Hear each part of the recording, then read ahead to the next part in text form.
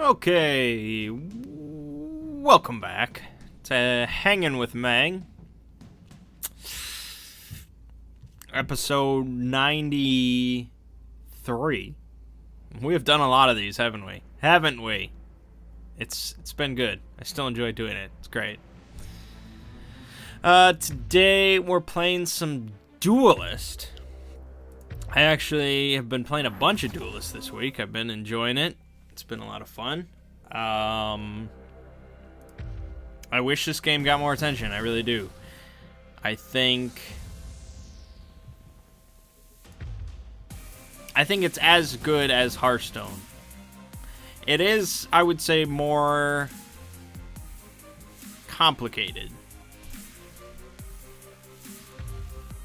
Like, I introduced Hearthstone to my parents with no hesitation, and they both love it. They play it every day. But I haven't told them about Duelist, because I'm not sure if they'd get it. But it is very good.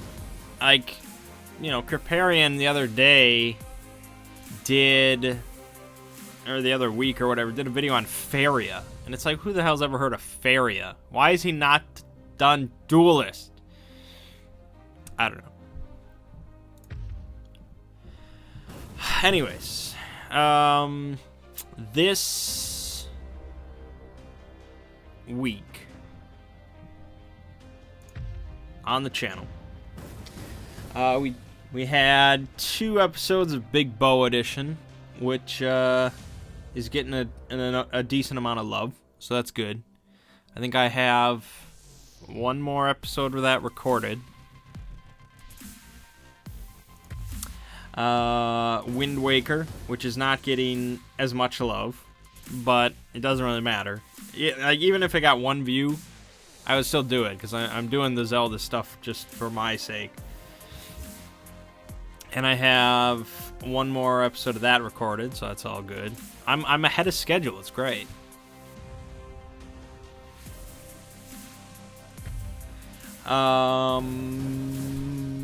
I started up Inside, which I put up 2 parts of that. There's one more part. It's only a 3-part game. And yeah, so that'll be up pretty soon. That'll be done with.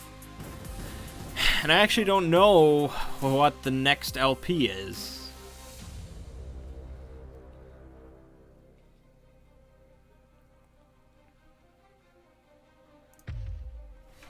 I'm not sure. I'm not sure what's coming out. I'd have to look. Let me take a gander. I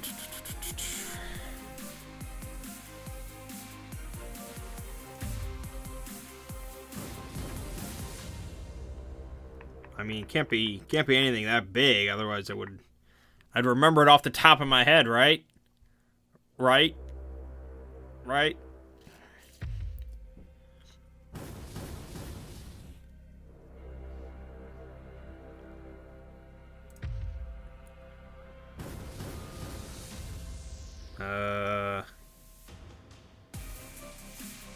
What is all this shit?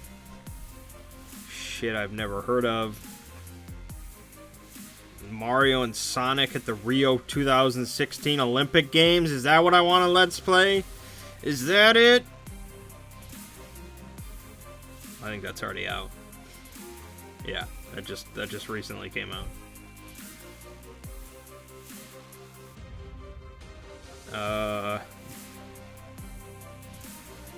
Monster Hunter Generations. I would like to play Monster Hunter Generations, but it's on the 3DS, so yeah, about that. Not gonna happen, I'm afraid. I'm sorry.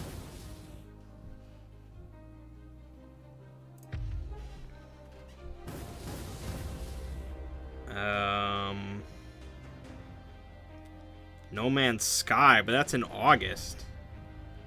And that's maybe in August. It might get delayed again. And then Deus Ex is later in August.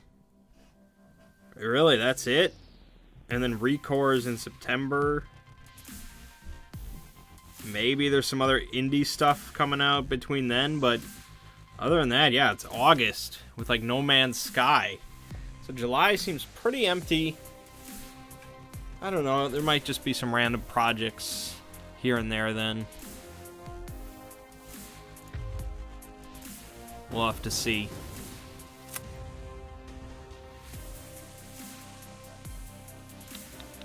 Yeah, and then we did roll manging on Thursday, which was good.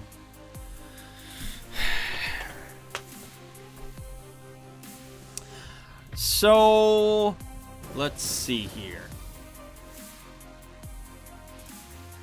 I've got a bunch to talk about. I've got board games to discuss, roll manging to discuss, other RPG stuff to discuss, and I want to talk about Independence Day because I did see that. So, okay, I guess we'll go in that order. On Monday, for game night, we had 6 people. So we played Power Grid, which seems to be a group favorite now, which is cool. And I didn't win, because I never win Power Grid. Just doesn't happen.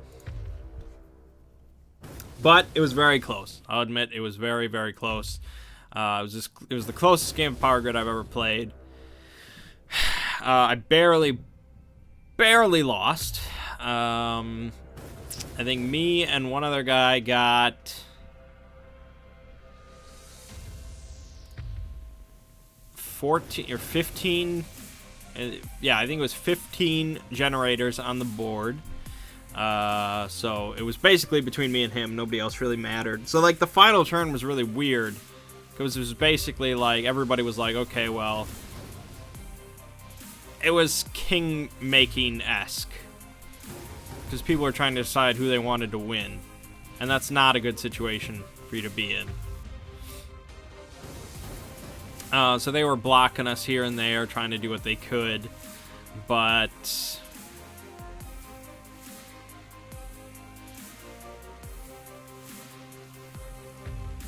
in the end, it came down. We both had the same number of generators, so the tiebreaker in Power Grid is how much money you have left over. And so he had $6 more than I did, and so he won. Which is, you know, not great. Not too great. It was a good game, though.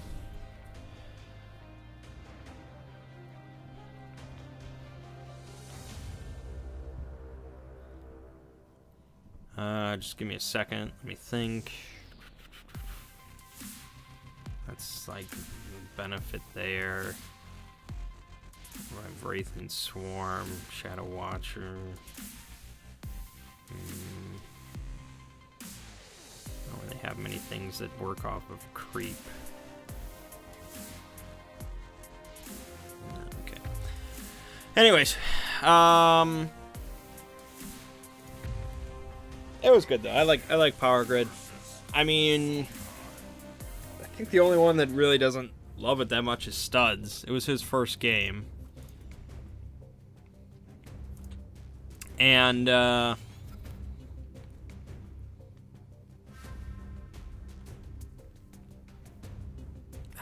trying to remember his complaint about it. What he didn't like.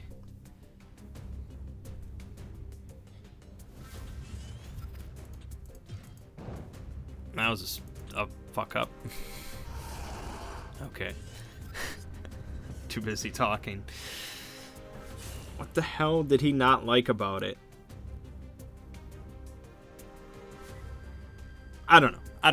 I guess my complaint with Power Grid is it's one of those games where it's really hard to tell who's gonna win.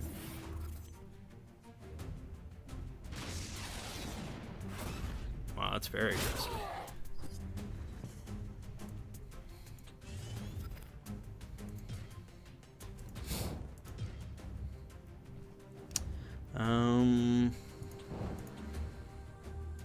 Guess we'll do that. like throughout that whole game, it was like, okay, I'm going through the motions here. I'm bidding on stuff. I'm laying stuff down. But I didn't think I was gonna be, you know, in second place. And I didn't think some other people would do as well as they did. And it's just, it's a crowd. It's all over the place. It's ridiculous.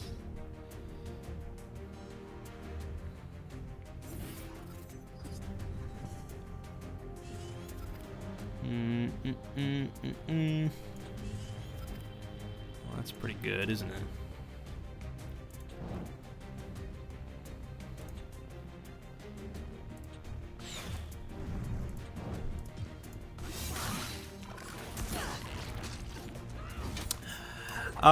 It's still a very solid game, though. It takes a while. It's a lengthy game, the whole power gridding.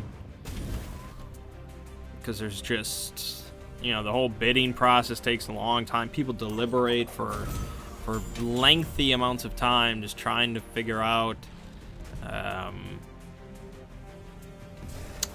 you know, what they want to bid on, what resources they want to buy, how many resources they want to buy, where they want to put their generators, how can they best maximize their profits, blah, blah, blah, blah, blah, blah, blah, and so on it goes.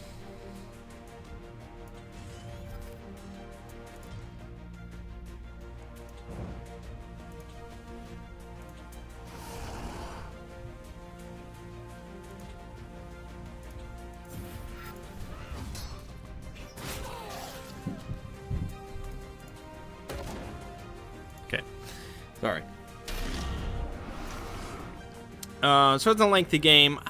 I like it, but I guess I can recommend it.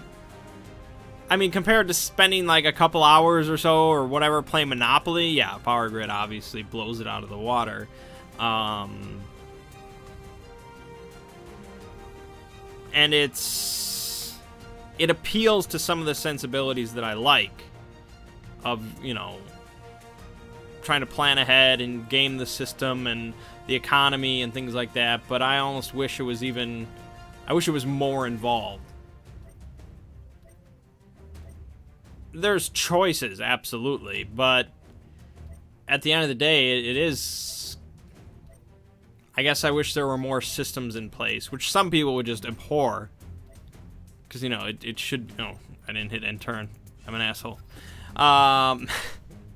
Some people find, you know, beauty in simplicity, and there's probably some truth in that. But I find, as I play more and more games, the more complicated a game is, the better.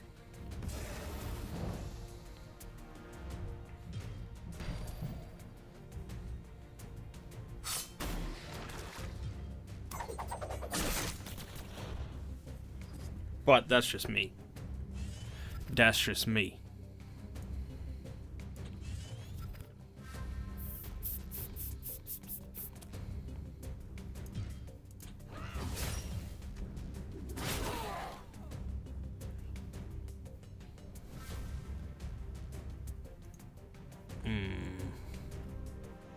I realize I have no way.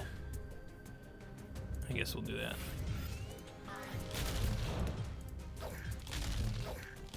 Okay. Oh, shit. Fuck. I always forget all these spells because I'm not used to it. Then we finished with a few rounds of Cockroach Poker, which, like I've said, is the group favorite for a light card game filled with bluffs. So that's pretty good.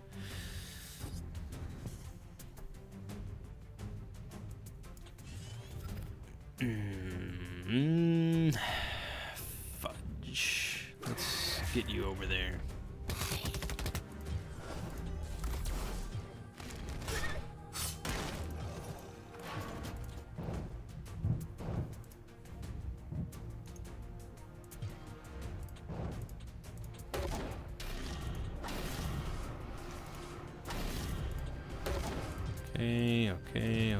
Okay. Anyway.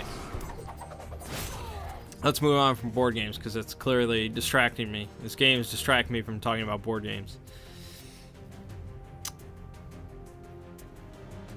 Role-manging. So we finally got back to Call of Cthulhu, Masks of Nyarlathotep. And I think the month-long break did not do a great service to the campaign, because it seems like this whole session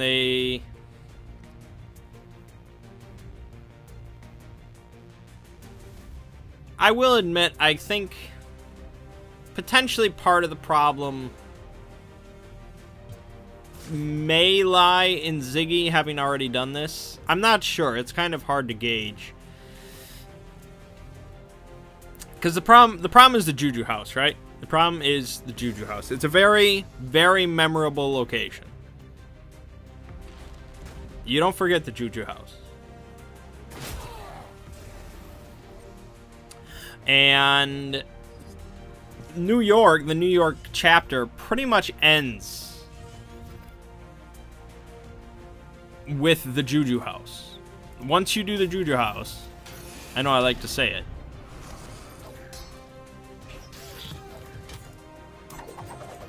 once you do it, New York is pretty much over, because you get some more clues and you decide, well, this thing is bigger than New York, let's move on and go to London. Generally, you go to London. And I think Ziggy might be pushing them to move beyond New York. So I feel like at the end of the session he said, he said to the other guys, like, this may be bigger than New York. We may have to move on. He said that. I'm not making this up. He said it. So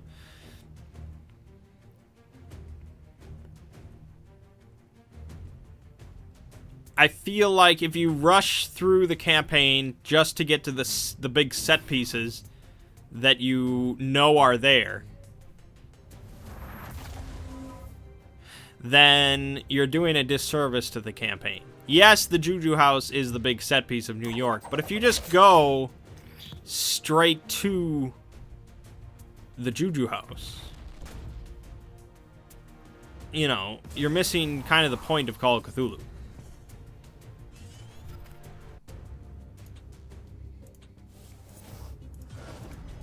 Personally, that's my personal opinion.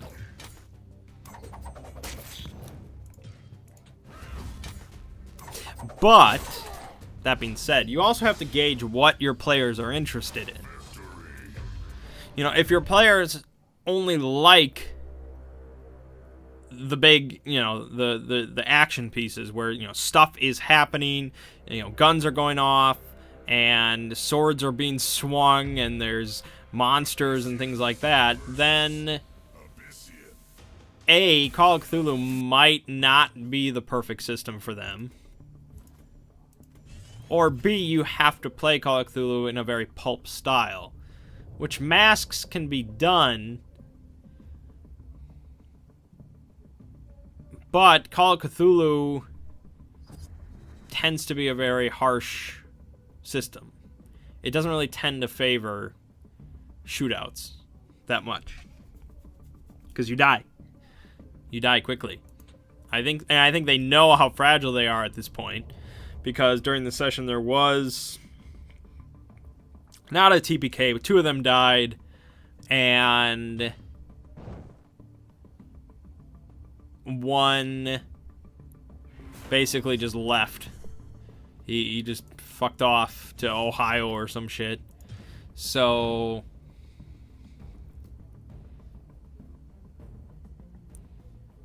yeah, I have to kill it.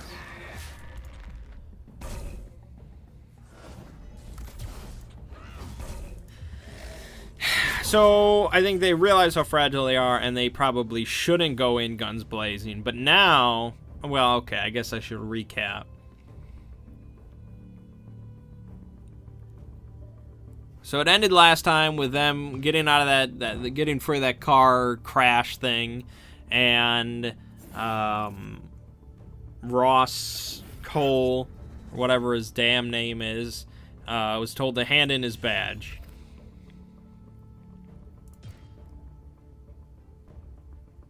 Damn, I can't kill that thing.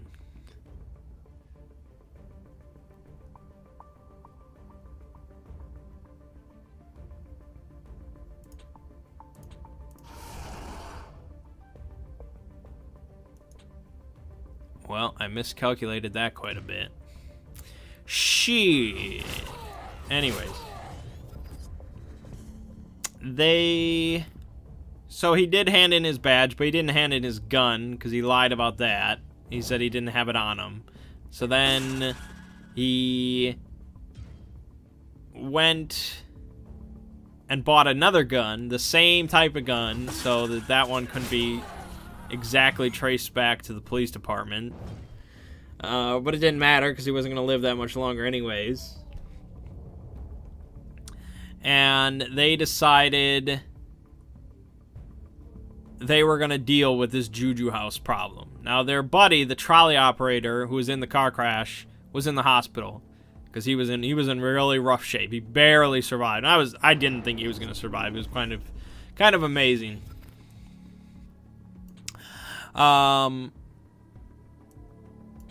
But he was in the hospital.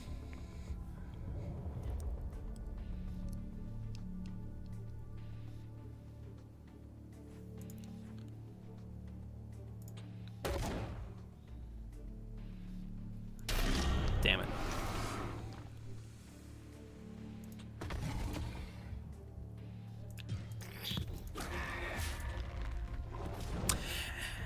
And so they decided, just the two of them, to storm the Juju House. Now, this is ill-advised. Storming the Juju House is ill-advised with, like, 5 people, let alone 2. And so, yes, Call of Cthulhu can be done, like I said, in a pulp style. And I could fudge things, and they could just burst through there and cut up a bunch of dudes and just, you know, have their way with the place. And maybe that's what I should do. I'm not entirely sure.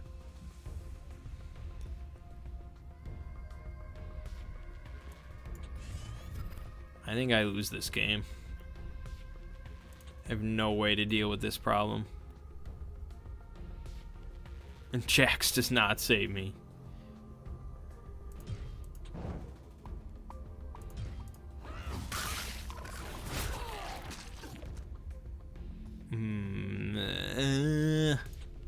Screw it.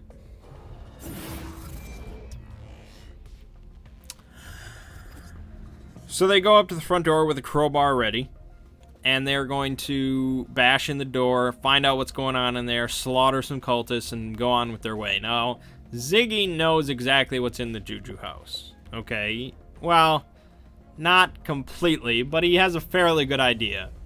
He knows there are zombies in there, and he knows that Makunga is involved. And Makunga's a dangerous chap. He has the magic, he has the ability to pretty much end them fairly quickly if he wants to. If he wants to have that happen, it will happen.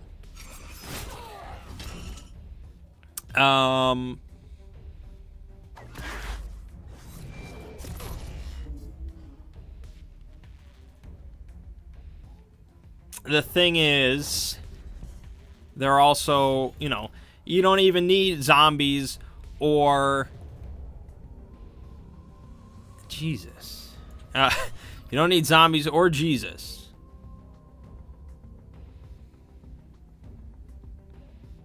I don't think this is possible. I am a dead man.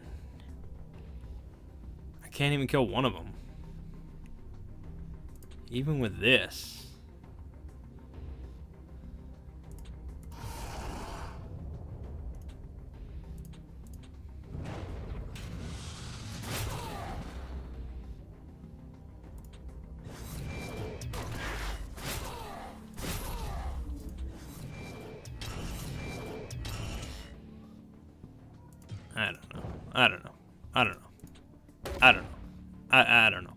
I don't know. You don't need magic or zombies or anything like that, because cultists themselves are very dangerous. Their swords can kill somebody in 1 or 2 hits. So they just barge into the front door. on basically, you know, in the middle of the night in Harlem with like masks on, and they just walk past a couple of just what they think are bums lying in the middle of the courtyard, but they're not bums. They're cultists waiting to see if anybody shows up that shouldn't be there. Which, you know, when these couple of white dudes start barging into their place with a crowbar, yeah, they're gonna do something about it. And so they pull out their machetes, their prangas, I think as they're called, and start whooping some ass. And whoop ass they do. Because here's the problem. If you're going to go guns blazing, you need a shotgun. Okay? I don't care. It doesn't matter. You need a shotgun. If you're going to use a gun in Call of Cthulhu, it should probably be a shotgun. Because they were using handguns, which is fine. It's cool. But a handgun does like 1d10. And it, you know, you shoot a guy 1d10. A shotgun, if they would have shot off some shotgun, I would have hit like the whole grouping of them, and it does 4d6 damage. They could have leveled that group. But no, they don't like shotguns. I don't get it. Shotguns are great. I love shotguns. You guys all know this. I love shotguns. Now, I don't almost ever get to play Call of Cthulhu. And when I do, I generally play pretty stupid characters like Sloopy Dunbar. But if I was doing a campaign and there were going to be firearms involved, it would be a shotgun. Now, we did play Tatters of the King that one time, and I played as Artemis. But that was like a mystery camp. There weren't guns going off much there, so shotgun would have been pretty useless. Anyways. So they basically both got subdued very quickly, and they got taken into the basement of the Juju house, where they found out that Lieutenant Poole was teamed up with the cultists. And oh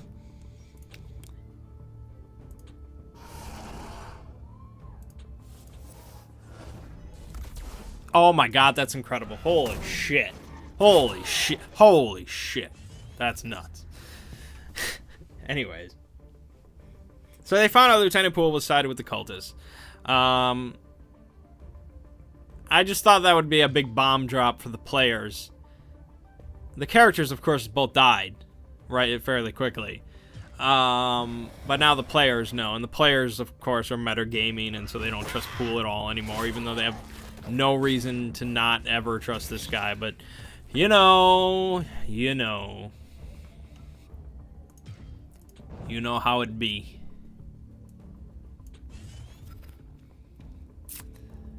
Three, I could do two. I'm gonna shoot him. I guess. So they rolled up some new characters. The trolley operator got out of the hospital and he packed his bags. He left a big note detailing everything that had happened. I hadn't told them at this point that Jonah Kensington is basically the save point for the campaign. I told them that later.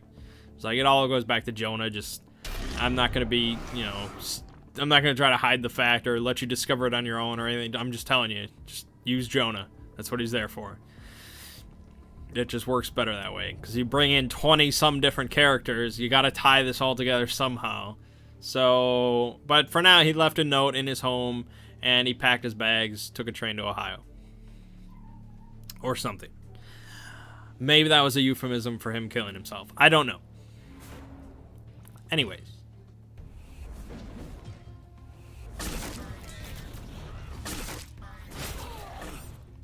He then...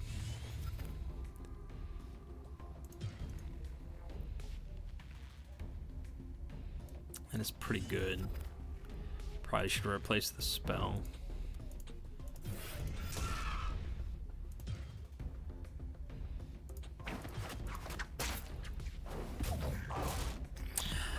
So they rolled up some new characters. Ziggy decided to roll up a Scottish Catholic priest by the name of Alexander Anderson.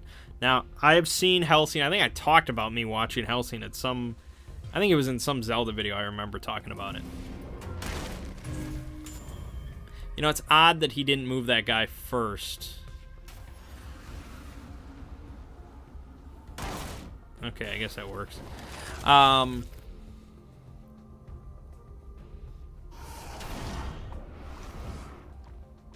So I know about Hellsing. I know about Alexander Anderson. I know Ziggy really likes that character. I think it was kind of... It's kind of shameful when you don't change the name of the character whatsoever. I mean, you know, I use Artemis, and that's a pretty blatant ripoff, although I feel like I've somewhat made the character my own. A little bit. But at least I had the decency to change his last name. It's like an anagram, but whatever. The main problem is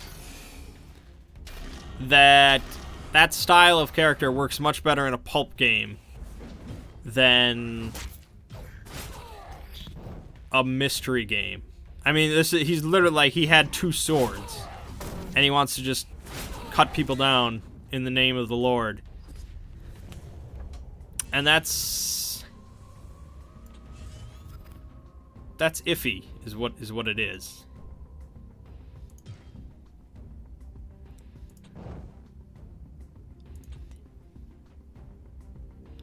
I guess do this. I guess this is a questionable play that I'm doing. So I don't know how much longer that character is gonna survive, if at all.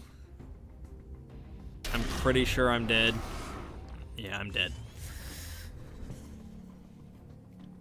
Then the other guy rolled up a shifty lawyer. He's a criminal defense lawyer.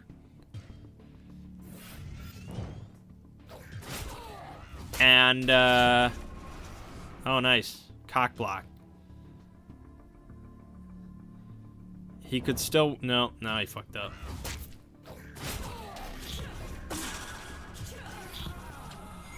He had lethal, but he missed it.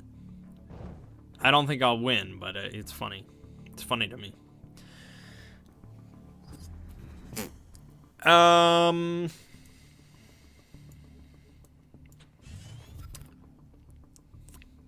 Hold up. Stop the record. Let me think. Don't interrupt me. I'm thinking now. Okay, so that's 3, 6, 9, 12. Oh, I got lethal, baby. Oh, we got lethal, baby. I turned that. He missed it. I'll take it. How about that? How about that?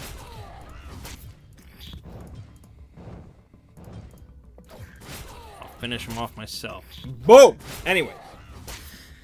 So, a shifty lawyer, criminal defense lawyer. Okay, fine.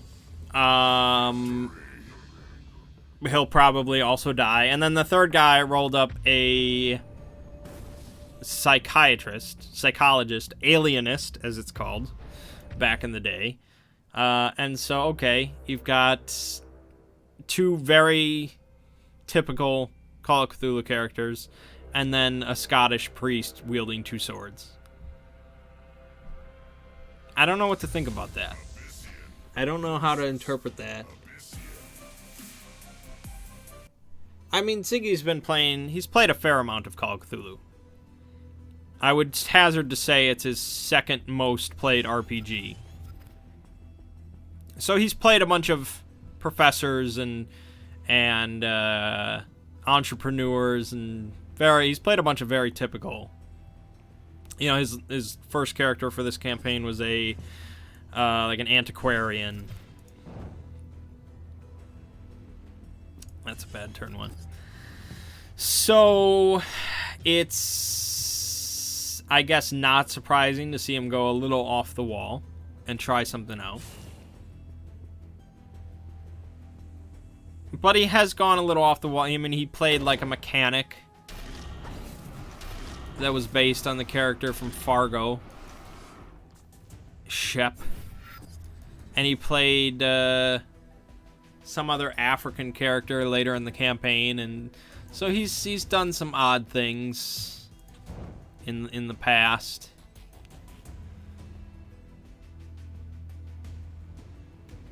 Is this worth it? I mean, he did it. Maybe I should do this. I don't know. It's probably not a good play. I don't have a good play. I don't know.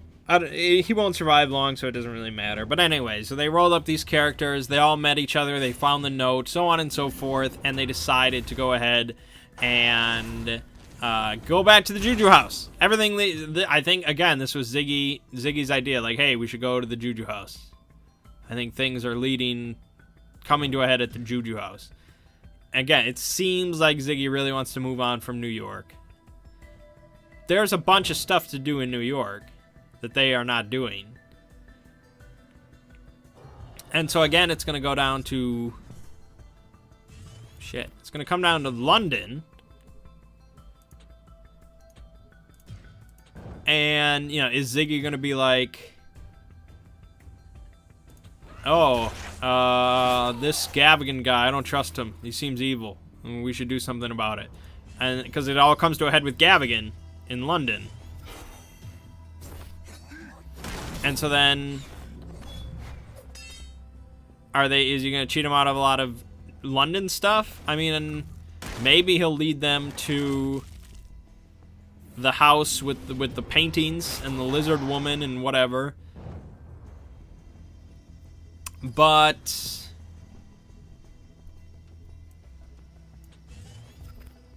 maybe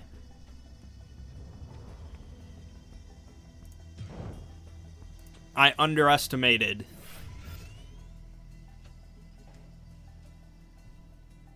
how big of an effect having somebody who had played through the whole campaign already. Because I thought Ziggy would be quieter about events than he is.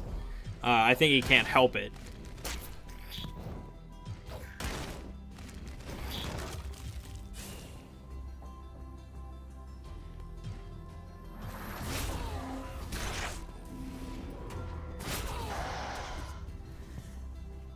So I don't know what to do.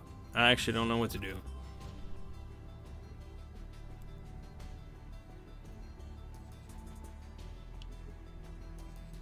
Something tells me...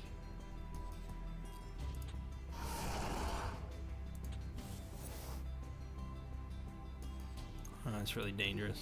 Shit. Something tells me that this campaign won't go all the way that the other one did. I just have that feeling.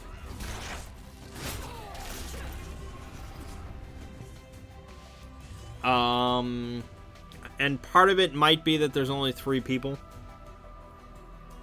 The campaign, I believe, is meant to be run with 4 or 5. I don't remember, but they're definitely undermanned. They are understaffed, you might say.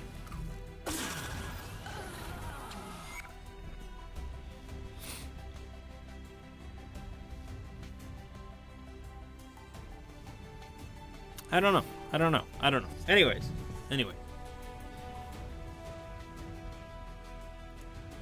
The other thing I wanted to talk about is... Oh, shit, I fucked it all up. All has been fucked up.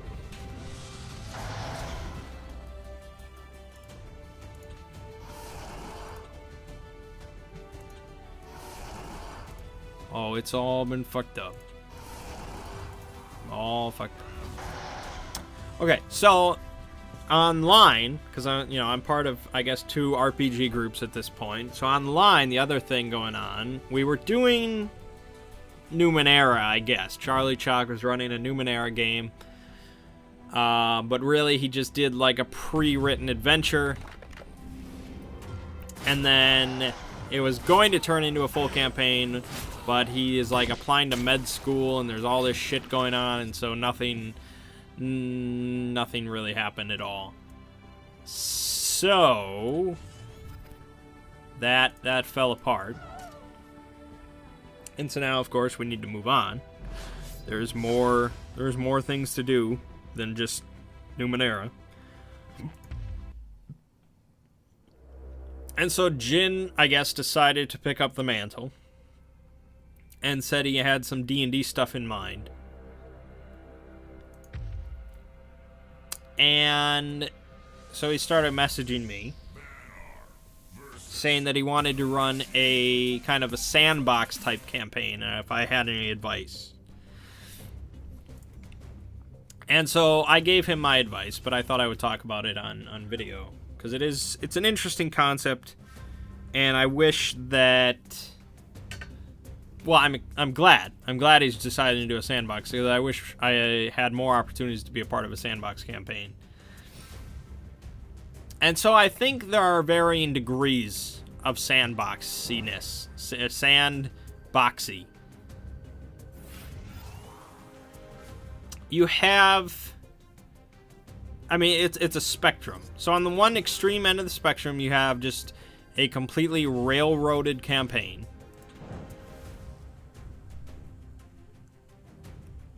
That would get me 2, but I can't benefit from 2. Might not be any benefit to doing that at all. I'd rather just do this. You have a completely railroaded campaign where the players pretty much have zero agency to their own kind of wishes. You know, they might think that they discovered some sort of plot element, some sort of lead that they want to follow. You know, this bartender seems shifty. He has to be hiding something. And so they want to do this whole bartender thing and follow up on him and track him, but the DM isn't having any of that. There's this big plot going on. They have to do that. Nothing else matters. And so he kind of just forces his hand and pushes things aside and says, no, that's not what's happening here. You're doing this thing instead. He may not say it. It may be much more subtle than that. But that's basically what railroading is. There is no real option to the players other than what the DM wants to have happen. Shit, I fucked up again. Well, if he wants to waste one of his mana, I guess it's not huge. Anyways, so that's the extreme end of the spectrum. The other end of the spectrum is an ultimate sandbox where the DM pretty much has no overarching plot whatsoever, where he literally just hands the players a world and says, go ahead. And then he just improvises everything that happens to the players. Okay, so there's no grand schemes going on in the background or anything like that. There may be schemes going on in the background, but he doesn't plan those ahead of time. If the players discover something and kind of naturally create it, you know, in a very some sort of word that I'm looking for, non-artificial, whatever the organic, that's what I'm looking for. If they discover it very organically, then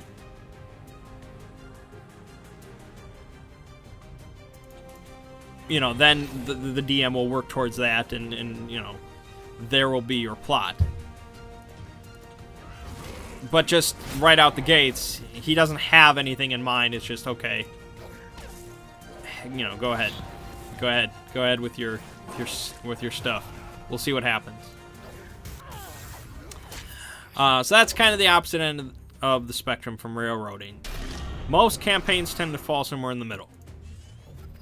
Most campaigns have an overarching plot that the DM, you know, a story that the DM wants to deliver to the players, but he won't force his hand, or he shouldn't force his hand to, I say he, and I don't mean to be sexist. If there are female DMs out there, I apologize. I just realized how often I use the word he. I'm sorry. I'm sorry.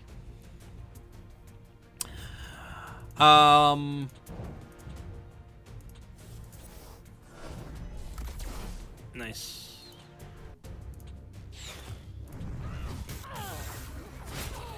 So he doesn't force his hand to guide them toward the story, but he leaves hints, he leaves incentives, he leaves things like that that says, oh, you know, this is going on. And the idea is that this plot, this story, this hook appeals to the players and they want to follow it. It's not just, well, we don't really have a choice.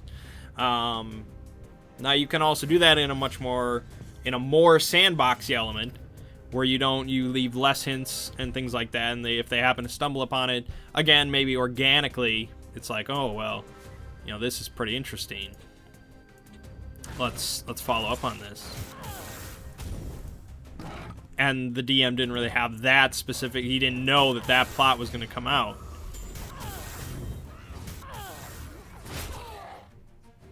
Oh, I just died. Good. Maybe he won't see it.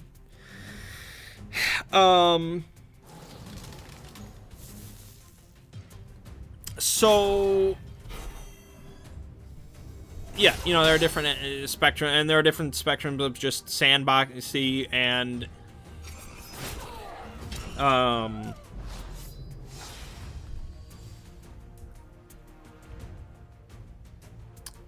you know, you could have a sandbox campaign with a plot in mind and just hope that they find it, or all sorts of different things like that. But you know, all he said was just sandbox. You know, it's just, you know, a sandbox campaign. So I didn't really pry too many details out of him. All he said was that it was his own kind of his homebrewed world, which is most often, I don't know if I've ever played in a non-homebrewed world, except I guess Call of Cthulhu is generally not a homebrewed world. But okay.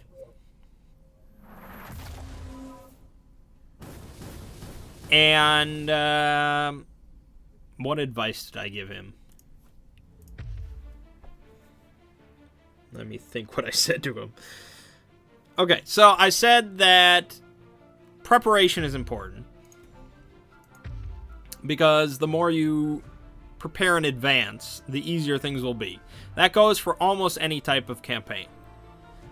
Just because it is a sandbox campaign, and just because, you know, you have no idea what the players are going to do, that doesn't mean you should improvise every single step of the way, because that is just going to be a massive headache.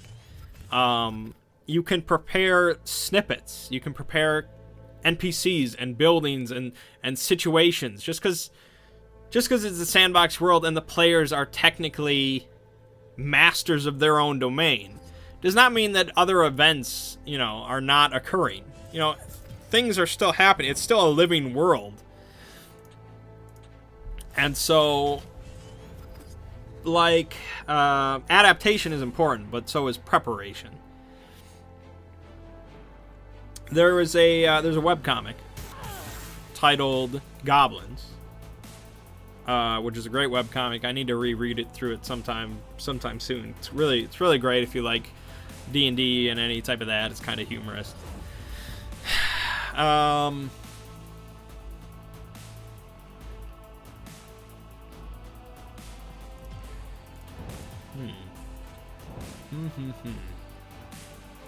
Okay.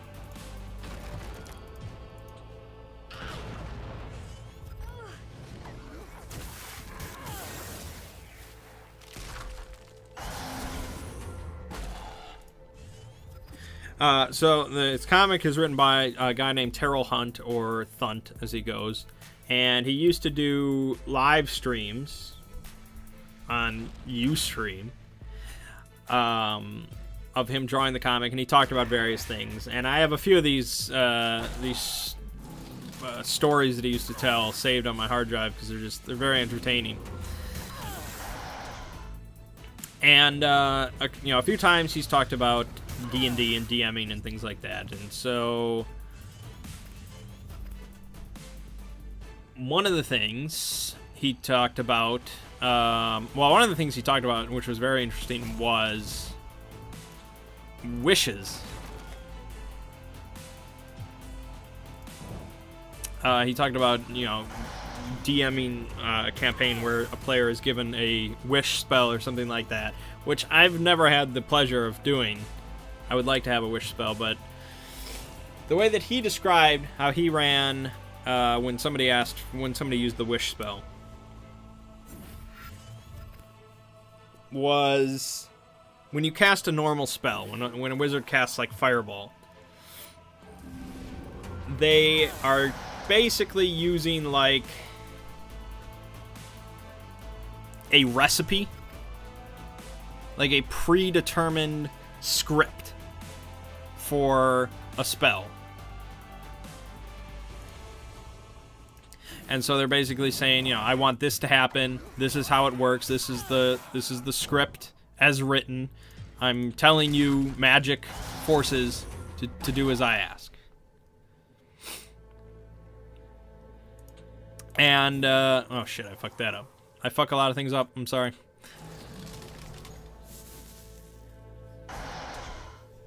And so the magical forces that you are basically willing into to your command are following this specific script that you have designated. This is the Fireball spell. This is how it works. This is what happens. You need to take your magical energies, turn it into heat and pressure and gas and blah, blah and all that, and make fire happen as it expels from my hand. And so on and so forth. And that's how just a spell works. And that's how, when a wizard casts a spell, he knows more or less every single time what's going to happen. This fireball is going to happen every single time because that's how the script works. Now, there's wild magic and things like that, and there's accidents and blah, blah, blah. But, okay. But when you cast a wish spell, you're not casting from you're not using a script as per se. You're basically just verbally commanding these magical forces to do what you want, and you're hoping that they can interpret it in the way that you want it to happen. And so the example he gave was his players encountered this village where there was like this horrible disease just run rampant across the whole village, just massacring people with this deadly disease. And so the player had the ability of a wish spell and wanted to cast it, wanted to use it to help the disease. So the players apparently knew how Thunt worked with wishes and how the logic of how it worked, and so they wanted to word it very carefully. And so they said, I don't remember the exact word, and I don't think he even remembered the exact wording, but it was basically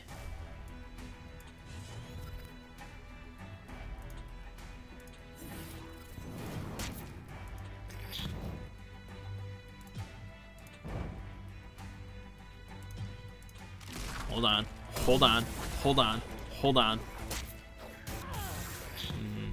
Okay.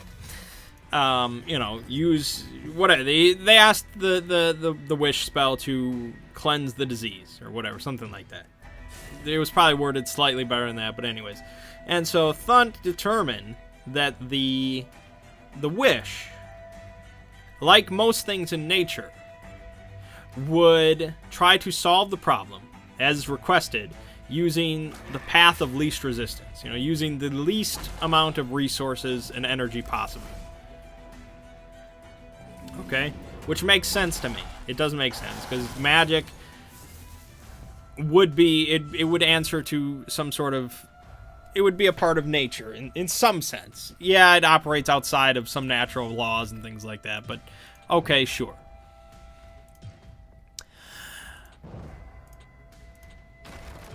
And so he decided that the magical forces determined that the easiest, best, least resource-consuming way to solve this problem would be with fire.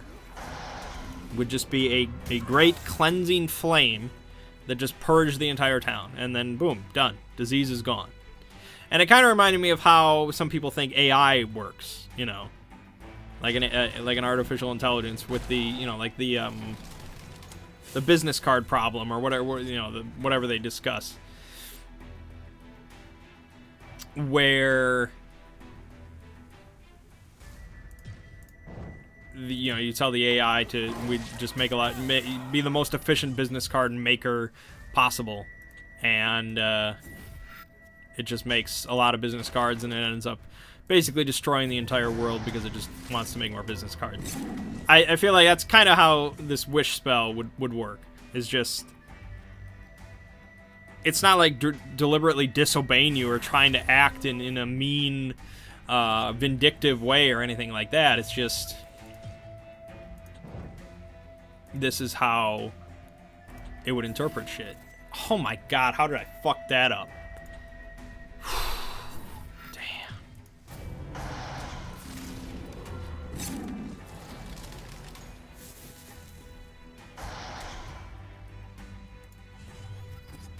Wow. Anyways.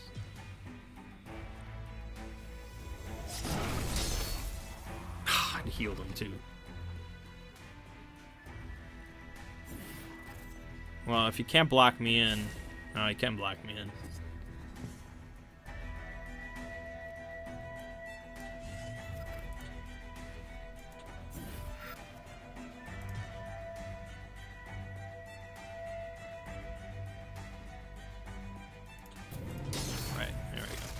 Figured it out. I had to stop talking. I had to think, but I got it.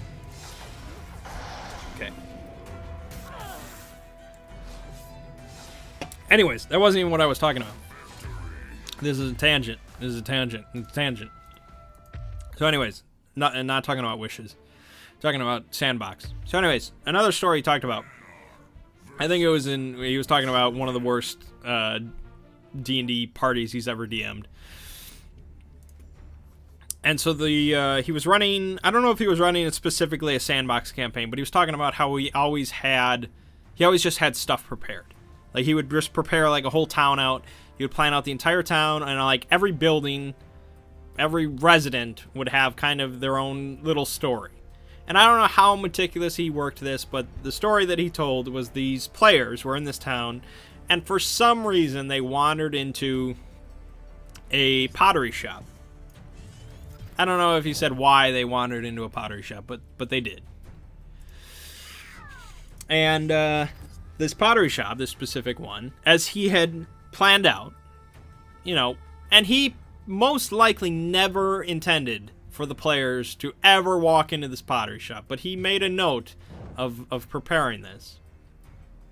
And it ended up being a hilarious story because he did so. This pottery shop was run by this young girl, and she was like 19 years old or something like that. He said she was like the town sweetheart. And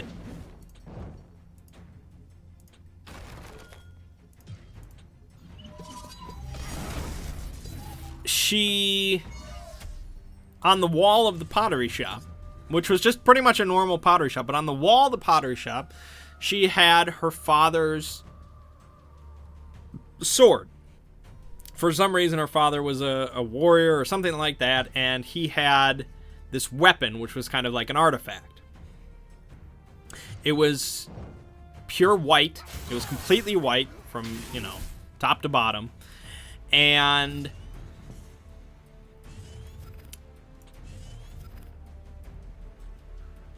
okay, that's 4, 5, 6. Okay, that works.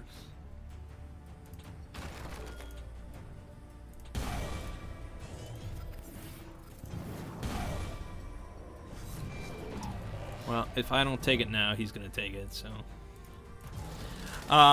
It was completely white from head to top to bottom, whatever, all completely white. And it wasn't just a sword. It could turn into any weapon you wanted. So it could be a sword, it could be a mace, it could be a staff, it could be a bow, whatever. It just morphed to whatever you wanted it to be, which was pretty cool. So it's not like a super powerful artifact or anything. It's not like a +7 Vorpal blade or blah, blah, blah. It's just, oh, it's kind of a weird, odd little artifact hanging on this wall. And so the players saw this. They're like, you know, they walk into this random pottery shop and, oh, look at that. And you know how D&D players are. They can't help themselves. And so they decided they have to steal this. And so they ended up breaking in at night, trying to steal this secret special artifact. And they end up slaughtering the young girl because she spotted them. And they just couldn't have that. They couldn't do it. You know, they couldn't have witnesses to their activities. And so,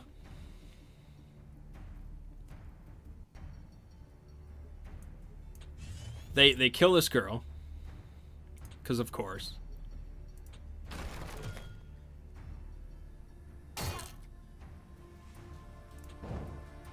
And they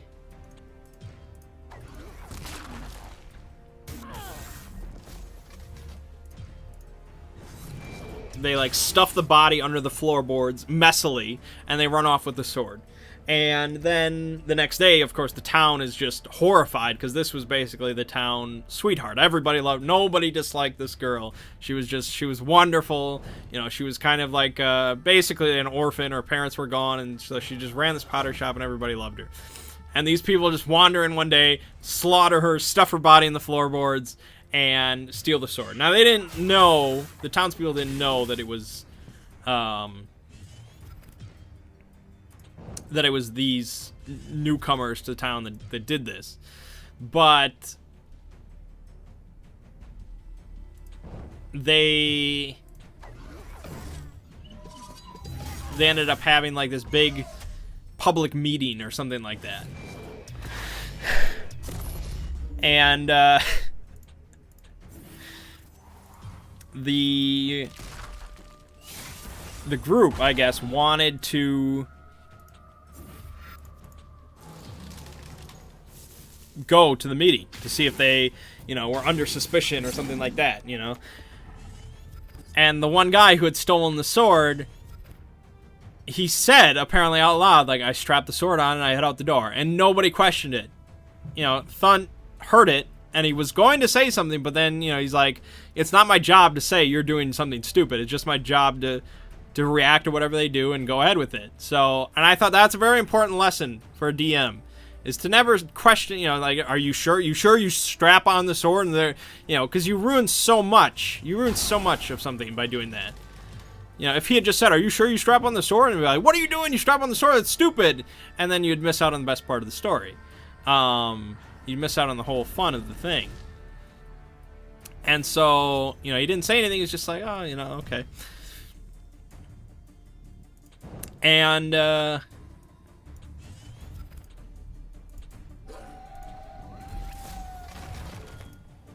so the guy goes to the meeting carrying the sword, and everybody, of course, is like, what? Yeah, they have the sword, they killed her! And then, you know, there's the whole ending of the story, of course. And, so I thought, you know, it was a good lesson about not telling your players they're doing something stupid. Just let them do the stupid shit, and you'll probably get more laughs out of it. So you have to catch your tongue when you do that. And the other thing is to prepare. You know, if he had never just prepared that, it was probably like 2 sentences or something in his notes or whatever. You know, it's a town sweetheart runs pottery shop. Her father's white sword artifact is hanging on the wall. Blah blah blah. You know, if he had never planned that, they would have missed out on that whole thing, and it would have been, you know, we wouldn't have any story. But just that little note and just that little preparation. You don't have to fully sculpt out an entire city with all these backstories and everything. You just need these little blurbs, and those can spark things. I thought that was a good lesson. So yeah, that's my thoughts on sandboxiness. You know, equally as important as the DM preparing and adapting and improvising is also the players to follow the right leads, to, you know, do what's not necessarily important, but to recognize what is worth doing and what isn't worth doing. Like, yeah, you know, me as a player, you give me a sandbox campaign, I mean, you could stick me in there for 30 hours and I'll still find random shit to do, and it'll probably be pretty funny. Other people, though, I'm not sure about. You know, that's where I question it. Maybe other people just follow along with me and just have fun doing random shit. But some people crave story. You know, some people play D&D for the story. Not just random antics or, you know, doing shady dealings or busting up thugs or, you know, some sort of plot. Some people crave that. And so I guess equally important then is recognizing, again, what your players want and what they're looking for in a campaign, in a game of D&D, of Call of Cthulhu, of Shadowrun, of Fate, of Numenera, whatever, you know, recognizing what they're looking for. Like me, I'm looking for problem solving, which in a sandbox campaign, not necessarily are there problems to solve.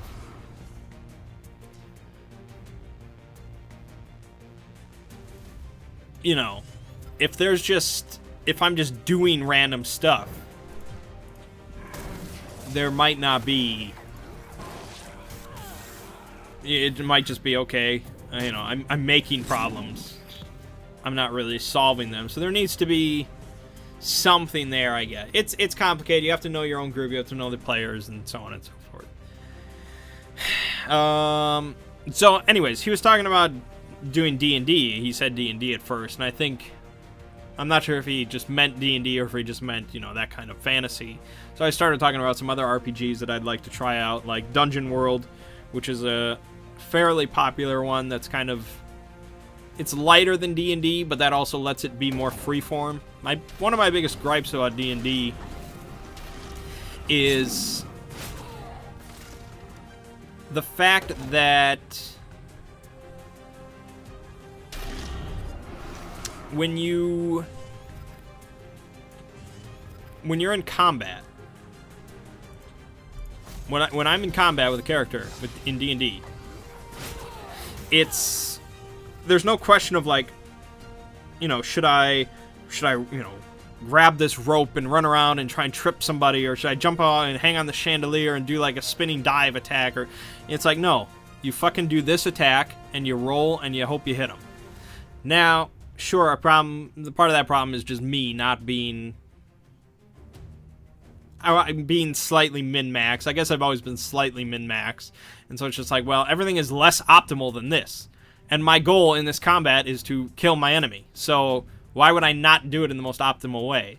So D&D kind of lends itself to just doing things optimally, whereas a lighter system, which gives you just more freeform, and not everything is just, okay, this is the correct way to do things, you know, that gives you, like Fate. Fate's a good example of that, where it's just, there is no just optimal thing. Like, whatever you can think of narratively is the way to go. So I'd like to try Dungeon World. I'd like to try 13th Age, because I know a lot of people talk about that as an alternative to the D&D.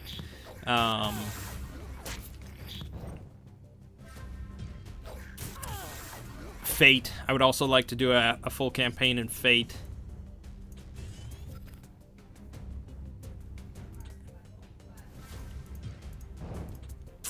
There's probably some other ones. Maybe. Yep, I'm dead. Yeah.